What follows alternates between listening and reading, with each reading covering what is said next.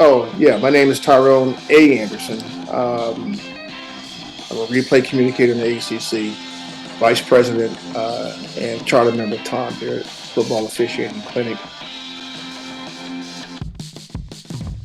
The Unofficial Lounge with Ashante, Crayvon, and Monty. We're here to give you the insight into some of the biggest plays you remember, involving the people wearing the stripes. We look at the grit it takes to become an official while exploring the history of officiating with the people who made it. It's more than black and white. Right, we're recording both sides. Right on. All right, everybody, welcome back to the Unofficial Lounge. Just checking in with everybody mid-season. We're joined today by, our main guy, part of the family, part of the Unofficial Lounge himself, the Godfather himself, Mr. Chuck Stewart, is with us tonight.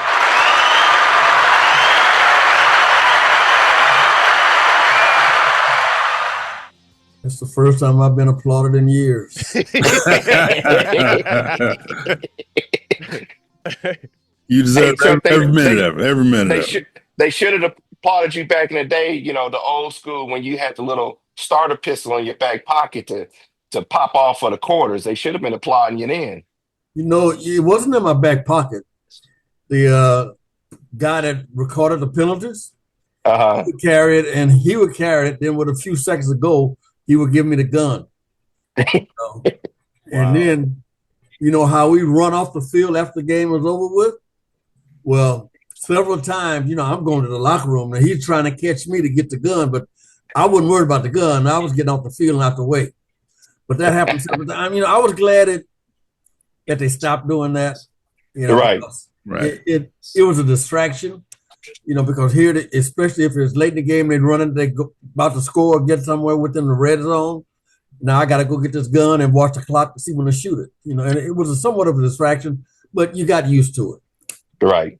Wow. You try to watch false start and the clock at the same time when I'm supposed to pop this gun off and hold a pistol.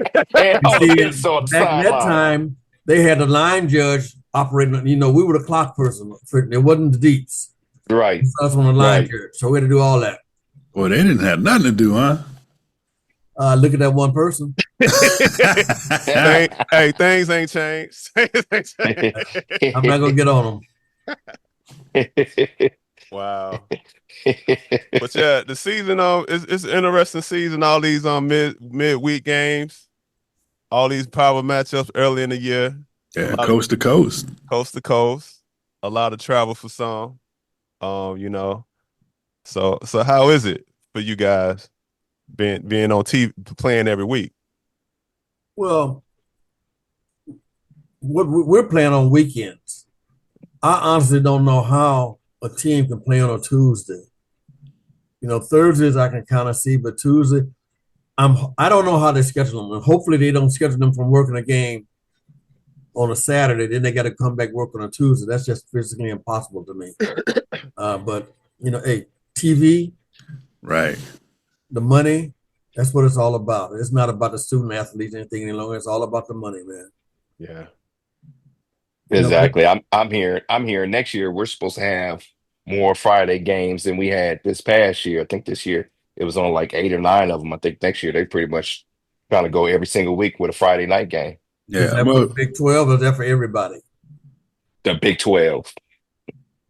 It used to be Friday night was sanctified for high school. They said, man, forget that. Too much money on Fridays. Right. Well, you got the NFL going this Black Friday. So once the NFL goes, it's kind of like open the floodgates for everybody. Right. Well, the NFL, they do Thursday night, Thursday nights. Mm-hmm. They don't do Fridays or Saturdays until college, and the bowl games actually go. But they don't touch the regular conference games on Saturday, just like they don't work on doing Labor Day. Right. That first weekend is only for college only, and they don't do any college games on Saturdays until the college, conference is over with. Now they just in bowl games. Exactly. But they changing it this year, Chuck, because they go on Black Friday. Yeah, they did Black Friday last year, limited for 2 games. You know, I got a game to kick off at 8 o'clock Eastern. They got a game kicking off at 7 o'clock Eastern on Wow. Black Friday. Well, it's a 9 a.m. game. I don't think that they can compete with the shopping that's going on. I mean, Black Friday is for shopping. You know, I know the NFL is a monopoly, but that's kind of difficult to compete with that, I would think. Yeah. You know, maybe they're trying it out to see what it's going to be like. Right. Well, they're probably thinking, well, they already pushing it to online. You might as well, since you're online, you might as well watch this while you're shopping. Right. True. Yeah. So You know, while I'm here, I would like to give a very close friend of mine passed away last week, and I would like to just acknowledge, you know, Al Jury was a great official and a hell of a help to me in my career and coming along, and many other people. Al was the epitome of one of the early black officials being successful in the NFL. He worked 5 bowl games, Super Bowl games, numerous playoff games, and I had the pleasure of working with him for 2 years myself. And he taught me a hell of a lot on the football field, what was going on. And I just want to acknowledge Al and all the things he's done and to the world, football world. Give him a moment of silence. I think we can do that. yeah. Now shoot at me. Hey, but it's funny. I know you told us the story. You couldn't tell us that Japan story with you and Al. I don't think we want to discuss that one. But because of you and Al's relationship, Al was, much respect to Al, he was a guest on a show season 1, I believe. Yeah, season 1. With this season 1, he was a guest on a show because you and his relationship. So we really appreciate that. And fellow hell Matt, hey, may he rest in peace and his family, you know, continue on in his honor. But with that, Chuck, I mean, I don't know if I need to apologize to you or you know what, but you've been stuck this whole season with Ashanti.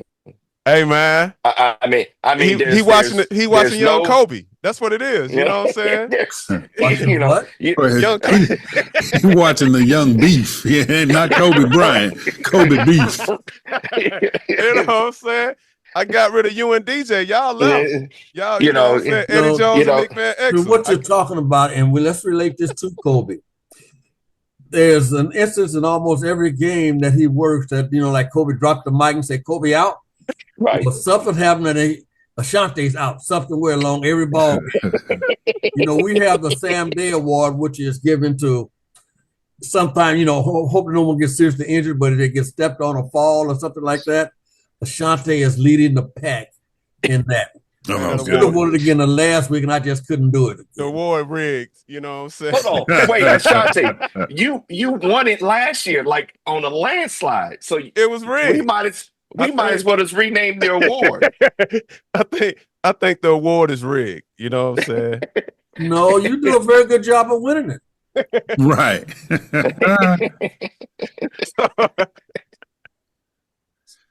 So I got a little feedback from a couple people watching the show, and they said that one of the problems with the show is that they was about 5-10 minutes in, and they didn't even know who was talking because we was all just going back and forth, back and forth. So that means they haven't been listening to the show from the onset. So true, comment. Next comment. Well, I'd say who Monty. But Monty, we can say that's Angry Man Ashanti talking right there. Well, there you go. Moving there on. You go. Next question. Next question. Hey, Crayvon, where are you working now, Crayvon? I'm in the Big 12. This is my first year in the Big 12. At with the white cap on? Yeah, at the referee position. They still kept the microphone on me, crazily. Surprise. I think we established that on the first episode of season 5, right? I see you trying to answer another viewer comment. And don't have me on customer support. I'm just saying. I don't worry. Ron, let me ask you a question. Yes, sir, Chuck. I know we worked hard. I know you worked a lot with Trey, but has the microphone been any problem for you at all? Uh, I would say no. That a big thing I picked up between year one and year two. Uh, and shouts out to Trey and Trey Blake and Brandon Cruz help you out. And they told me if you know how you're going to finish, everything else comes easy. So before you turn on the mic, know what you're going to say to turn it off, and you're good to go. Because that's where a lot of us, and I even found myself that first year, your announcement is great all the way to the end, and then you just don't know how to end it and shut it off, and then you start. But no, it's been good. Ashante out. I think Right. seriously though, this year you seem, and I know you heard the feedback. It looked more natural. Last year you seemed like you were, you know what I'm saying, waiting on response. Now we just watch you in the game. It's like, oh, he actually know what he looked like. You know what he's doing out there.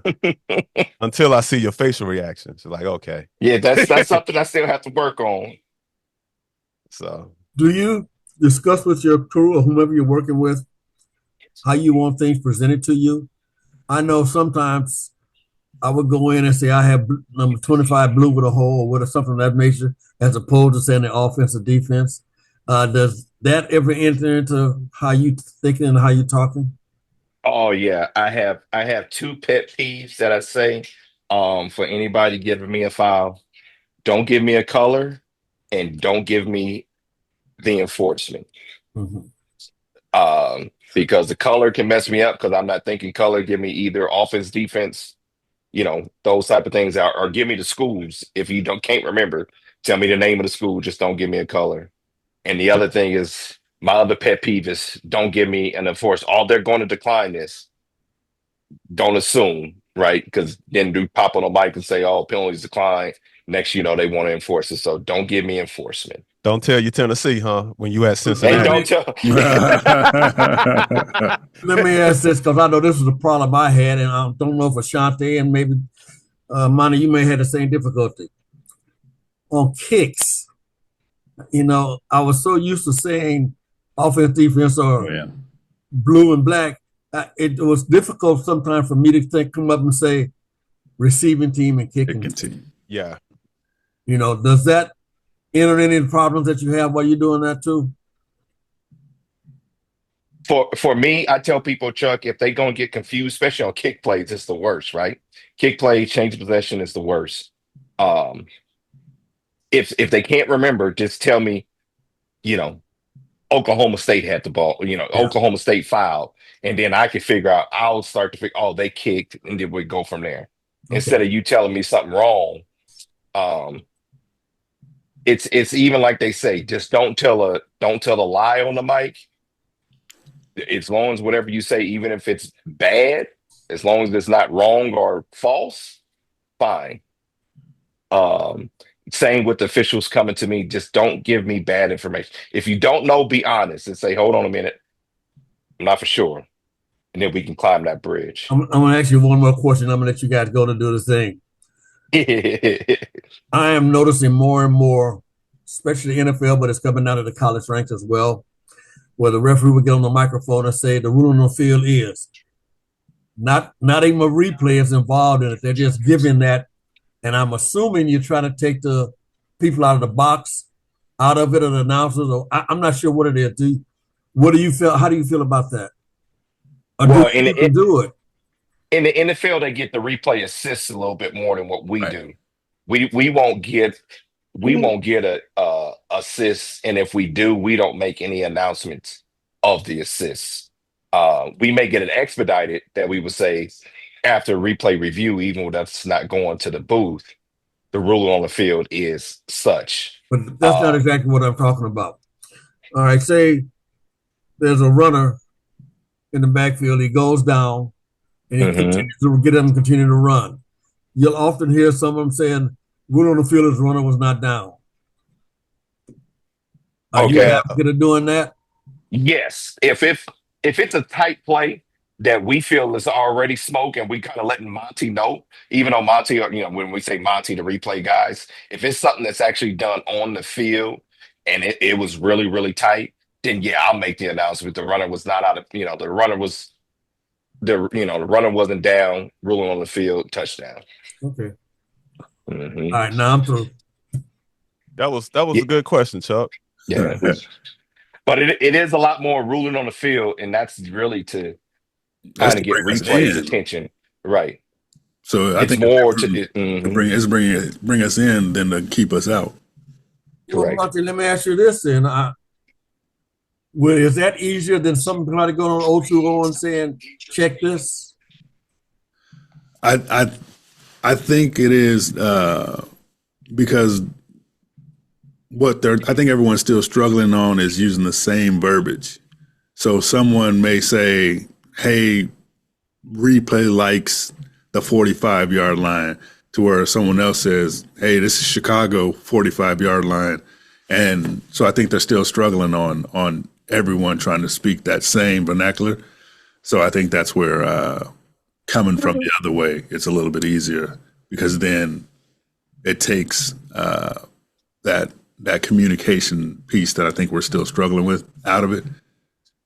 But I think Chuck is also saying, Monty, it's To more get of replay attention. Ashanti and I talking to you guys in the booth, and not without me having to go on the mic and saying, Yes. Oh, just Yeah, opening like- up your O2O. Yeah, like, just hey, saying, I'm a host. hey, Monty, could you hey, replay? Can you check to see if the runner knee was down prior to, Mhm. or if was, or something like No, that. no, Or if yeah, that was a bad. that is absolutely helpful, especially Which- on scoring plays and things like that. I know there was one I had last year where we're looking at it, and once we stopped it, we looked at a couple angles, and then over O2O we heard, "Hey, he bobbled the ball," and so that let us move more towards the end of the catch and see, okay, yeah, so that he bobbled the ball incomplete. So that opening up the O2O is something that if people can do that is really, really helpful. But I think It's- with that, Chuck, it's kind of the same as what Monty said too. Is how's the communication coming back to us? The problem is a lot of people on the O2O, they'll say something like, "Hey, replay, did you look at that hit?" Right? There's a hit on every play, and Right. they're not giving any direction. If they don't know the number, maybe say, "Hey, did you look at the hit on the quarterback? Did you look at the hit on the running back?" They get so excited on the field that they're just saying, "Hey, replay, did you look at that hit? Or did you look at that play?" In You'll- college football, they looking at every play. So you got to you give think from the O2O more detail. But yeah, that's the thing. You get so consumed sometimes. I know, Chuck, like, you think everybody's going to see from your perspective, and you're not recognizing that replay doesn't know who talking. Like, just from the line, just, hey, replay, did you see that hit? Or instead of, like you said, look at the left end, whatever. So stuff like that. I think, too, with the officials on the field, we have to do a better job of trying to communicate with replay a little bit better. And that's a learning on the job experience. So that way it helps Cravon with his announcement of knowing what's going on too. Because as a referee, they don't know. They just watch. It's 3 people out there watching one player, the referee and the deeps. You know what I'm saying? So, right. So I watch more than one player. They don't see I've us. learned. Yeah, you got to watch for a legal shift now. But once that Right, ball got to snap, watch for a legal shift now. but once that ball snap, you only watch one player. I don't know what. So, Vati, how is it now? I mean, I know you had the experience in the command center, but now the Big 12 commands, Big 10 command center is much more involved than what you had in the past. It's much more teams, a lot more games, different conferences. I believe you guys all have come into the same place. He How's that working less, experience Cravon. been He this working year? less. He working less. Hey, man, don't put his secrets in the streets. That's not true. I'm working 2 games this week. So This week. That's not quite true. You got promoted. Double up. I don't know Hey, if it's promoted. He was on your 90-day probation where they had to give you 1 game a week. Right. Would you have a day game and a night game, or they come Correct. right after each other, or how does that work? I got they're one after the other. I think it's I want to say 3:00 and a 6:00, 6:30. So you got time to get to the buffet? Oh well, it's Fogo de Chao.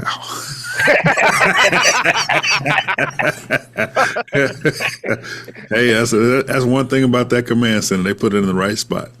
It ain't finger food, huh? Oh, whew. That's the most nice location. It is, absolutely.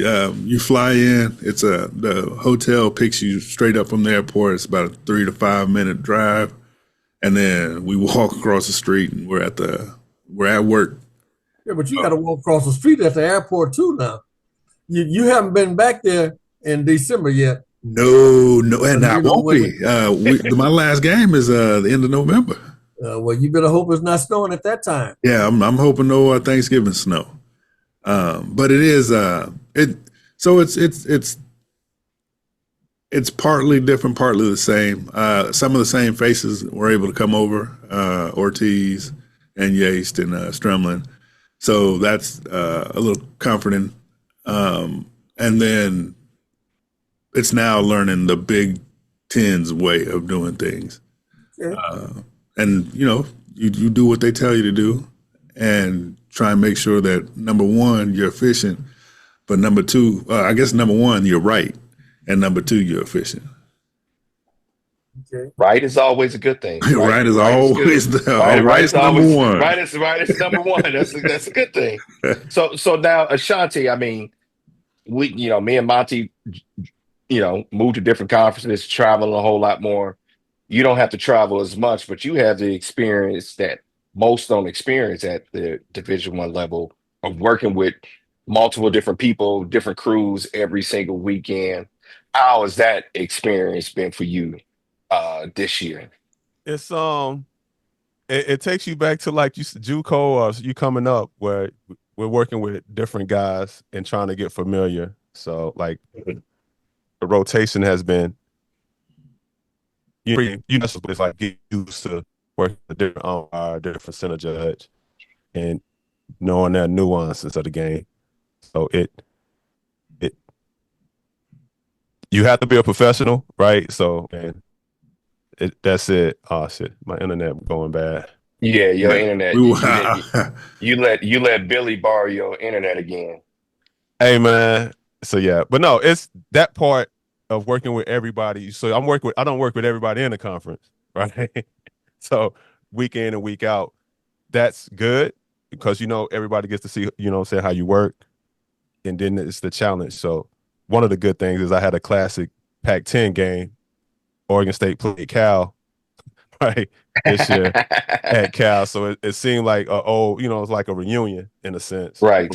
So, well, how are you much more comfortable now that, especially going to the kind of the same schools over and over, you can kind of check that where I'm going off the list, and now you just focus on working with the crew? Yeah, that's it. Where the locker rooms are. Right. I know the locker room. I know the locker room attendant. I know the person who's gonna take my ankles. I know when the band finish up. So it's old hat, that part. And it's just again, also my management is on the phone, so I can't say everything. I'll say this. I quite honestly think it's been a significant difference because there's no familiarity with whom you're with every week. When you're with someone all the time, the ins and everything they do, and you know what to expect them to be and what to expect them not to do.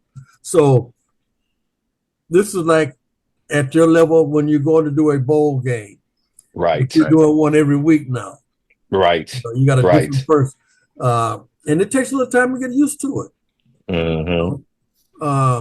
But what you say, though, Chuck, is a person as Shante still being younger in his career when it comes to being at this level, it's probably a little bit more helpful going forward with having to develop that experience and don't get the comfort of just same people every single week, year in, year out, to where he can continue to grow as an official.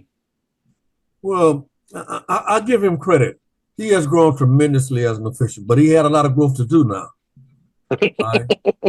But he listens and he applies what he listens. Who you talking about, Chuck? Huh? Who listens? Who you talking about? I listen to Chuck. I listen to Chuck. But you can also see some uncertainty sometimes because he's not absolutely sure what to do when something is very tight. He's not reacting to it real quick like. Now, but I'll give you one example. What he did do a good job of, he had a touchdown and the other wing official had a hand up for being short, and he stayed with it. That was good. Last week, he had a good thing. He got the beanbag out on one play. The previous play, he couldn't get the beanbag out. He had too many gloves on. But fortunately, he got the beanbag out, and luckily, it was not luckily, but it was a bat out of the end zone, which brought it back to the beanbag spot. He's progressing and doing things like that now. But as I said, experience is all what he needs. Right. And I think it would be a lot easier, like it is if you was working with the same person all the time. Be honest with you. Okay. Okay. You don't have to feel yourself around for 5 or 6 minutes to see how they're going to do things. Right. Then you kind of adjust to it. You just go out there and know what you're going to do what that person's going to do, and you're just going to do it. But what I try to instill in all of them is you just do your thing. Right. It's kind of like being a basketball official, right? You know who's in the conference, but you just don't know each game, who you're working with each and every week. That's a very correct analysis of it. Right. Right. And most people will tell you that, okay, the mechanics are the same, so everybody's doing. All mechanics are not the same. Right. Everybody doesn't do the same thing. They're supposed to, but they don't. Well, you got some people who are athletic, some people ain't moving, some people played football before, some people ain't. So it's a whole range, ain't it? Oh, sure. Hold on, Chuck. We got a sidebar, Chuck. I'm still talking about Craven with every Dodger World Series sweats hoodie, Chuck. Like, but where did you get this one? This one says Word Series. Like, Chuck, you got all the sweatshirts. Was you able to get one, Chuck? No, not yet. I mean, they had when the Dodgers won the World Series, they had on the news down here, Dick's Sporting Goods. They had people lined up to get that stuff. I was one of them. I was in line 10 minutes after. I was in line. Oh, you're killing me. I was in line. Yeah, I only shop online. Right. I had to get one. They won on what, a Thursday night or Wednesday night. I had to get one to wear on the plane. I forgot where I was headed. Man, they're gonna have them outside the Staples Centers for the next 3 years. You be all right. No, I think I was going. I think I was going to Houston, so I wanted to make a point. I'm trying to remember where I was going. It was a city it was a connection to it. I was making a point. Well, let me tell you this. About 2 or 3 weeks ago, you and I, Ashante, were going on a flight together. Yeah. And I had on a Kansas City Chief cap. Merely because it matched the sweats I had on.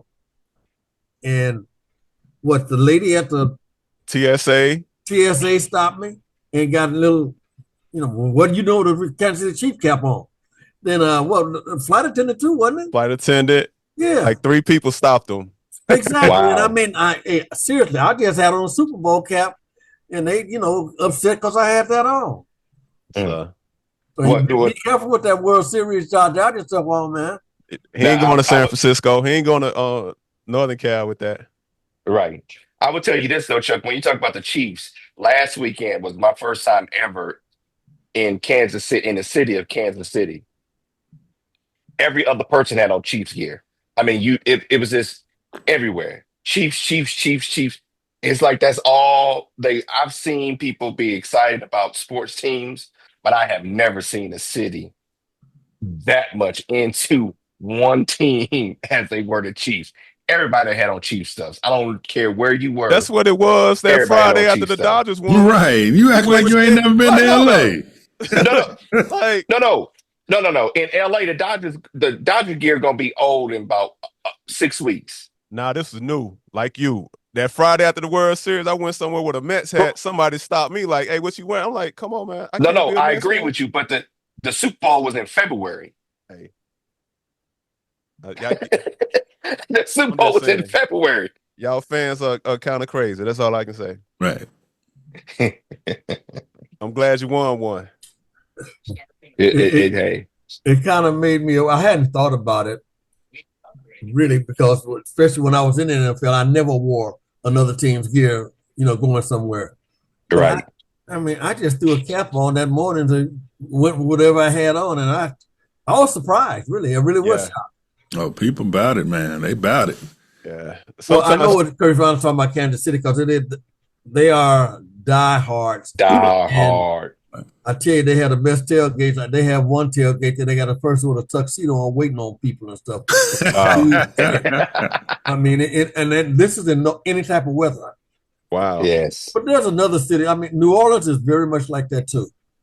I mean, they love their Saints. They sometimes they wear their plastic bags over their heads saying, ain'ts. Right, but they usually don't. Who do we lose? Craybon went somewhere.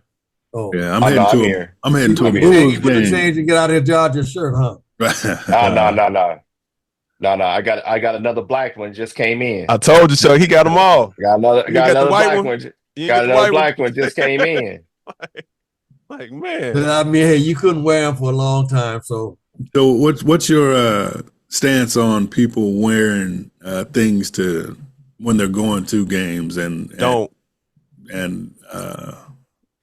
team stuff? Conference. No, like team conference. You open yourself up for conversations. I'll tell you this, and then luckily I don't know nobody's name, but I'll tell you this. When I was officiating, when I would get on the plane, I would start doing my tests and reviewing a rule every week. So there's this one flight attendant I'd seen, and the reason I noticed the flight attendant because she wore suspenders and pants. So after about the third time I was on the flight with her, she comes up to me and says, "Are you at the NFL?"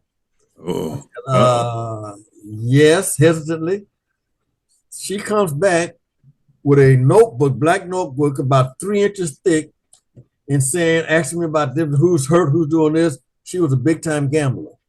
Oh wow! Wow, I said, young lady, I have no idea about any of that stuff, and please.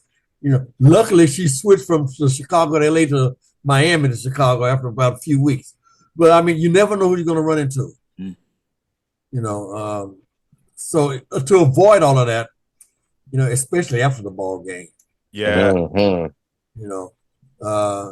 lot of people in the NFL would get on the plane and look at the game. I never did that. Right. Somebody sitting next to you, they got 1,000 questions. And normally they're a fan of where you're coming from because they're on the same plane. Right. So I would say stay away from anything like that. But I would say they should wear the unofficial lounge, though. Yeah, well, and I've gotten the question, what is the official part of unofficial? And I say, if I knew, I could tell you. Yeah, because I've been in that scenario where I think I had a game in the SWAC. And I got off the plane, and it was going to Birmingham, and there was some SEC guys. None of us had apparel on, but we knew it was how that look. Yeah, that's just that look. Like okay, clean shaven, right? You're right. On the plane, like okay, you going to a game, so. But, why are you on a 7 a.m. flight in Birmingham? Something like that, something weird, and you bringing a carry on, You're right. So right. But then I've seen and you still got all the people with all the remnants of the Under Armour. Like everything you got is Under Armour. Everything Under Armour. But then I've been on the opposite, like Chuck, like somebody they got the comforts bag, they got the hat and all this, and it's like, open yourself up to that conversation. When I first got into the pack, they had a little pack bags and T-shirts, and I was proud. It took me forever to get there. Oh yeah, and, right. One time I had a game. I had a basketball game on a Friday evening, and then I had to go to the LA Marriott for a college game, football game that was going to be there Saturday. So I had my Pac-10 bag and everything, and the coach come in to me after letting me in the locker room. He says, "What is all that?" I said, "What do you mean?" He says, "What's that Pac-10 crap?" I said, "Oh, that's just my bag I have." He said, "This is not no Pac-10 game. Are you a basketball official Pac-10?" I said, "No, I do football." He said, "Oh my God, I got a football referee on a basketball game on that. We in trouble." I had never thought nothing about it. But after that, I didn't do it. Now, what you said would irritate me, and I shouldn't say this, but it did when I was working JUCO ball, and the pack people would come out and work that one game with you every time. They'd have Oh yeah. their pack short, their pack t-shirt, or everything. Just get out there with a pair of black pack shorts on and everything and do the game. You don't have to let everybody in the locker room know. We already knew you were there. Ashante. I ain't do that. I didn't do that. I didn't do that. You know what I'm saying? I tried to downplay it when I did work a JUCO game, and then one of the officials was like, "Oh, you know that," he said to a coach, like, "That's a Pac-12 guy." And I'm like, "Don't do that." You know what I'm saying? Because now the expectations is gonna be different, right? So, well, I mean, let me tell you, you may not believe it, but they recognize you. If you're on television, they see you. I mean, and they know who you are. Right. But it's a good thing, though. yeah. No, it wasn't that JUCO game because I couldn't officiate how I wanted to. That JUCO game you almost got ran over in? I tweaked the hip flexor. I was out of position. I think that's one of the good things about working in replay, though. I'm the nameless, faceless fella. Yeah, but you're nameless. But you can have replay. I mean, you have so many things said about replay. It's a shame. Yeah. Because, you'll be on a plane. They'll be talking about replay. What you going to say, Monty? Man, them jokers, whew, Hey, Bonnie, Ashante, let me ask you something. Do you do any part of officiating for replay? Any part of officiating for replay? Right. Now, do you change anything that you would normally do before you got involved with replay? Yeah. What? I think it's the communication, right? I never look if like you said, if a runner was down, something like a hand or down, I would have never thought to how I've communicated that with the referee for it make his announcement for replay. Or that's about it. How he would make it. Like on that bat, I knew I had to let the referee know, or we had a forward fumble in the end zone, just to let him know that part, so replay can hear, okay, what happened on the field. Before I would have just like, oh, he'll figure it out. So, Ravon? Chuck, I think anybody in today's football world will be lying to say that things that they do haven't changed because of replay. But I think there's a difference of it is I think we have a group of officials or people that's coming up that lean on replay so they don't make a decision. oh, They're afraid to make this decision knowing that replay can come there and help them out compared to an experienced official knowing, ooh, that was a super tight play. I'm better off letting it play out this way where replay can correct it than me making a mistake on it, knowing that it was just that one in every 1,000 play that's just too doggone tight for whatever reason. So I think a really good official and a veteran official uses replay to assist them, but not do the job for them. I'll tell you, I'll be honest with you. There was one thing, I did the one thing different when I was officiating, but mine come from, we didn't have a center judge. You okay? Huh? We didn't have a center judge. So there was only the referee and the umpire in the middle of the field. And oftentimes I would have to make a decision on a ball being dead or knee being down or something in the middle of the field. All right. When replay come along, I stopped doing that. Mm-hmm. If anything in the middle of the field, now I'm only in the middle of the field. It may be a fumble, it may be a knee down, to where I wasn't going to make that decision any longer. I would allow replay to do that. Now, that was one thing I did differently. But now you have an additional official there and everything that would help you out a little bit more. And replay, it's like being there at the referee spot. If you got a tight pass fumble right in the backfield, and then it's super tight, you're better off just knowing from experience, let it play out as a fumble. Worst thing is they come back, say it's an incompletion. You can correct it. The ones that you don't want is just the obvious plays that everybody sees as incomplete, and you're not making a decision. I still say, and I tell all my my on-field guys, let's put replay out of business today. But when we need them, I need you there, replay. I need you to step in. I need you to At be ready. halftime and at the end of the game, all clear. Right. Right. But don't give me an all clear at halftime and at the end of the game. And then after the game is over, you bring it up to me. Hey, you remember that play in the See second this? quarter? Like, no. We need to talk about that then when we can correct it, not afterwards. But one thing that I did see in a couple games, it wasn't every game, but where people were really leaning on replay way too much was tag that play, tag this play, tag that play, tag this play, tag that play. Man, there was I was on one game, they did about three plays straight, and it was like, hey, we ain't doing that no more. I got a job to do up here. Yes. Well, when they would ask me, when I went to replay after the game, they would ask me, what happened on this such a. I said, man, I'm doing too much. I don't even know. But I had a very good idea. But I didn't want to start. They're gonna get graded. They do look at the film themselves. Right. But Monty, I tell you something that happened to me was a major adjustment that I had to make. It took me almost a year too. When I first went into replay, on the field, you have to make a decision right away. Right. Absolutely. Well, in replay, I still did a little bit of officiating in the booth. And instead of waiting to get the last shot, I would make up my mind before that came. And damn, if 2 or 3 plays later, that shot wouldn't come up, somebody would show it to me, and I was wrong. Mm-hmm. Oh, wow. So replay is just, you got what I found.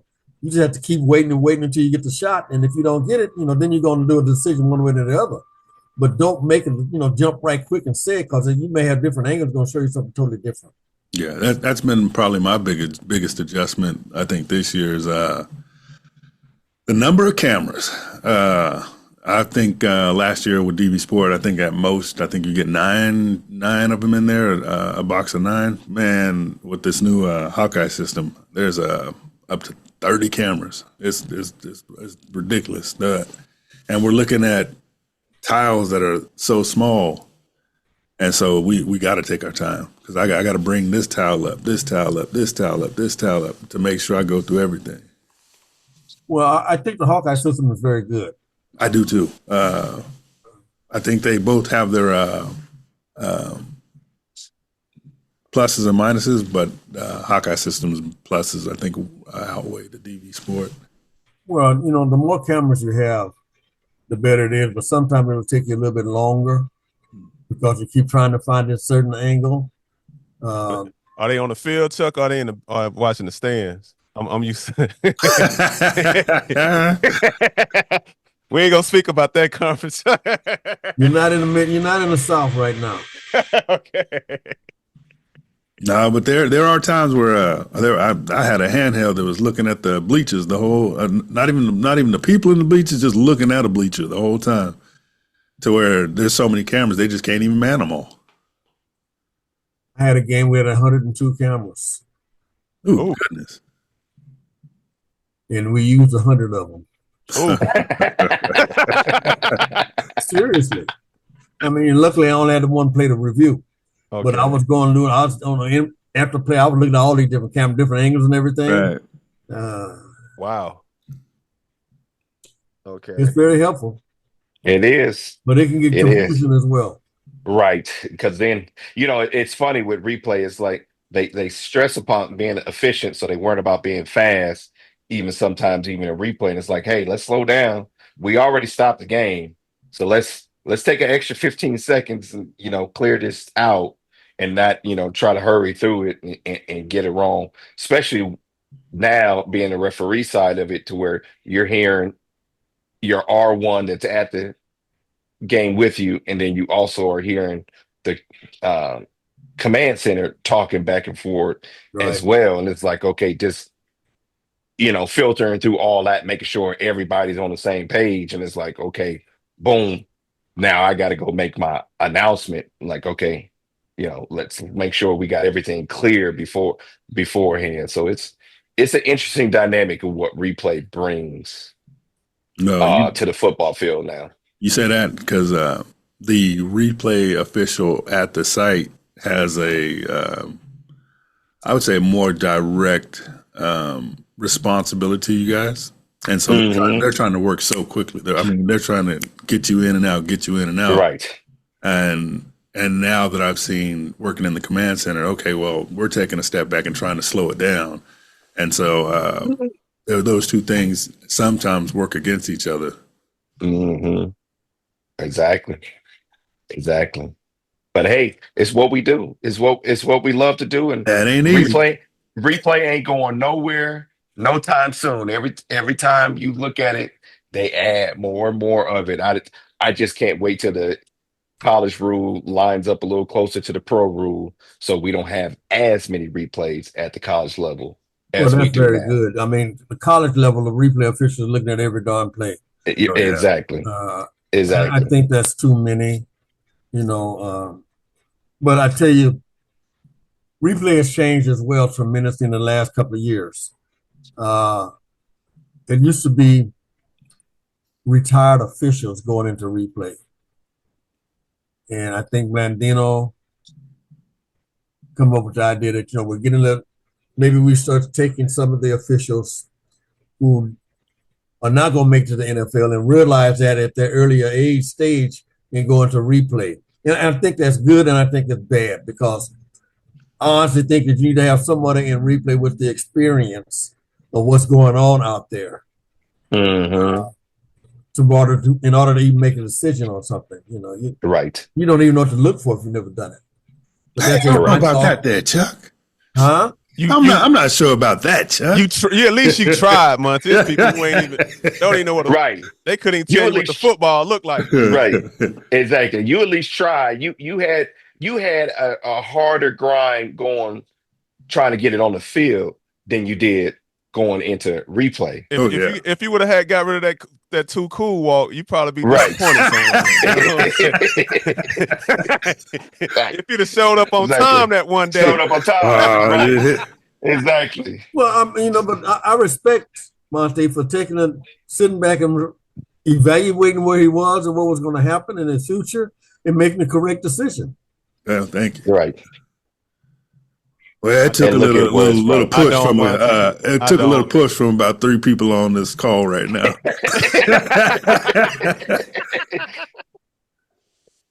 Ain't that the truth? So, but yeah, it's crazy how much replay has to do with the game itself. But I tell people all the time, as a fan of the game, we don't want replay to go too far. Some human mistakes, it's just sports.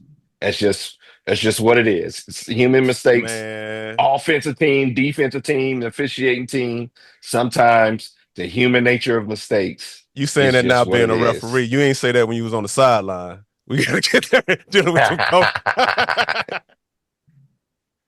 Hey. I think replay does a good job. And what replay is for, to eliminate major mistakes. Exactly. Yeah. Now we got to get them on the same page with that kickoff, onside, active and passive. Oh, don't get started on that one. If they behind a restraining line, they can go for the ball. No, they got to stand there and hold hands with each other, Shante. They can't. They got to hold hands. No, they got to hold hands. Just we here. Don't touch us. We may want to try to get to our ball. Well, let's ask a question then. What did you see on that play? What, that onside kick? Yes. I was on the goal line, Chuck. I didn't ask you where you were. I said, hey, I was in my house, but once 8 of the assistant coaches pointed it out to me, watch it. You see him? The ball didn't go 10 yards in that block, and I'm like, yeah, you're right. But so you're looking at the monitor while you're talking to the coach. Yeah. The head coach left me alone. He was like, I was useless. So he was probably correct. But then, I realized at that moment, though, I was like, okay, since we didn't, like Monty, if we didn't throw a flag on the field, this is going to be hard to overturn. That's right. So, luckily, it was smarter people than Monty working the game. Hey, man, I just go with my trainer. Dean Blandino is a fantastic trainer.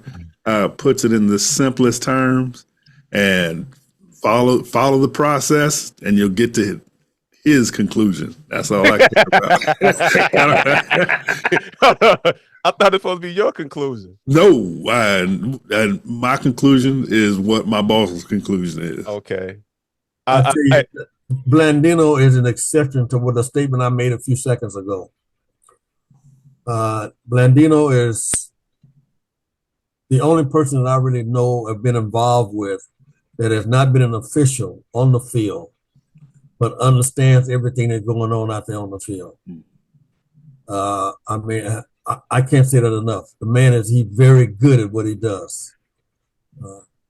In actuality, Dean created replay back in the NFL, and it come down to college and everything else. But hey, he has a feeling and an understanding that most officials don't even have, and he utilizes that in the booth. Right. Yeah. Yeah. Very good trainer too. Very good trainer. Yes. So That he is. Well, all right, fellas. Hey, Chuck, we really appreciate you jumping on with us, kind of giving us a mid-year little feedback. this Yeah, my I would say performance review. It went well. No. You ain't got to call back for next season yet. Let's not go too far. Well, Ashanti is off this weekend. Are you doing a high school game or JUCO game? Probably. I don't want to take a playoff game away from somebody who earned it. You know. Hey, there you go. He's finally learning, Chuck. He's finally learning. Look at the growth we get, Chuck. Finally. But I am a phone call away. Before we wrap up, Chuck, especially with the Al Jury, you got one Al Jury story for us that we can put on tape. That's what I'm trying to think about right now. And I'll tell you one. Who was the one? He and I, we talk about it several. We was on the field together. So there was a play, and I had called a foul, and Al comes to me and said, "Hey, pick your flag up. That wasn't no foul." So I did it. I mean, I'm not going to argue with Al. Come to find out, I had the right call. About 4 or 5 games later, I threw the flag. He come up to me again. He said, "Hey, man, pick it up. That wasn't a foul." I said, "Get the hell out of here, man. I ain't doing that. I'm not. If I'm going to get a downgrade, I'm going to earn it myself." He said, "You dumb, you know what? That was not a foul." I stuck with it. And I think for the rest of my career, he always brought that up. He said, "This is a hard head," But yeah, one time he told me to do it, and I was right. Next time he told me to do it, he was right, and I was wrong, and never let that down. We talked about that all the time. But hey, again, he was an inspiration for many, especially most of the black people in Southern California as far as officiating. Right? Yeah. That he was. Right. Once again, people, go check out the past episode. You'll learn a lot from Mr. Al Juryand. 5-time. The 5-time Super Bowl official. He lets you know that. He did tell us. He did tell us. And he would tell you a joke all the time as well. That he was better than you. Remember, we couldn't hold his jock strap, guys. That's right. That's right. That's right. He did say that to us. He did tell us that. That's for sure. That's for sure. So yeah, but I said there's all of us have certain things that we're good and not good at, and how we handle things. But he was a person that I looked up to and idolized, and he helped me tremendously in my career. Even when we started our camp, he came to the camp. He did everything he could to help us out. And we would always travel somewhere together, he and I and Sanford and Larry Upson. We'd always travel somewhere in the Caribbean doing all season together with our wives. We did everything together. We really did. It was a family. Okay. All right. Excellent. All right. I won't have to watch you this weekend, Ashanti, so I'm going to do a SWAC game. I'm not going to even look at you. Hey Chuck, if I get a JUCO game, I'll give you a ticket. It's only $20. No, I'm going to one. $20, man. I'm going to one. I got to sneak in the locker room, and my grandson's working. Yeah. Oh, there we go. Where are you working at this week, Chuck? Omi City, 5:00. Okay. No, sweet. All All right. And to All all right. you Dodgers fans out there, you don't have more apparel than Craven. There's nothing left for Dix. He got it all. He got it all. I'm waiting for the championship jerseys to come out. Wow. Got to give me a Mookie jersey when the jerseys come out. Got to give me a Mookie jersey. You ain't Come gonna on get the MVP? Oh, I'm getting Mookie. Oh. Man, Only have Mookie that jersey. Ohtani fella's all right though, man. He is good. Whoever But got that trade done, man, he goes Dodger for life. Hey, Free. it was his interpreter. And on that note, good night, y'all. Good night.